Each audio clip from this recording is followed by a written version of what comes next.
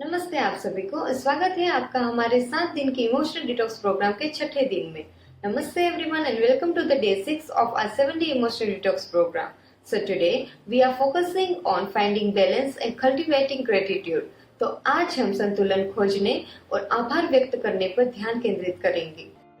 तो पहले चरण में हम शारीरिक और मानसिक संतुलन को वृक्षासन के माध्यम से सुधारेंगे। यह आसन ध्यान और स्थिरता को बढ़ाने में बहुत मददगार है। So, let's start with the first step by improving mental and physical balance through the tree pose. This pose is excellent for enhancing focus and stability. For tree pose, stand on one leg, place the other foot on your inner thigh or calf and bring your palms together. Hold for 10 seconds, then focusing on your balance and breathe.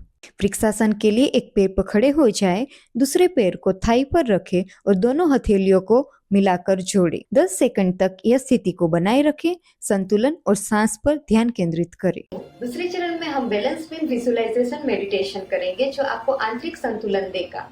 यह visualisation आपको केंद्रित और शांत महसूस कराएगा। So, let's continue with the second step by engaging in balance beam visualization meditation that fosters inner balance. This visualization will help you feel centered and calm. For balance beam visualization, sit comfortably, close your eyes and imagine yourself standing on a beam.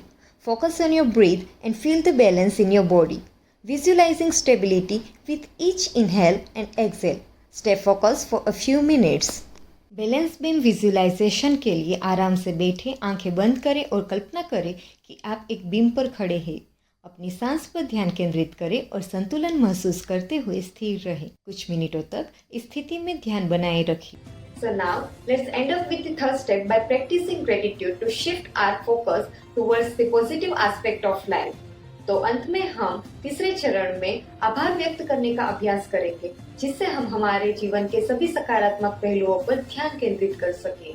For gratitude practice, sit quietly and think of 3 things you are grateful for.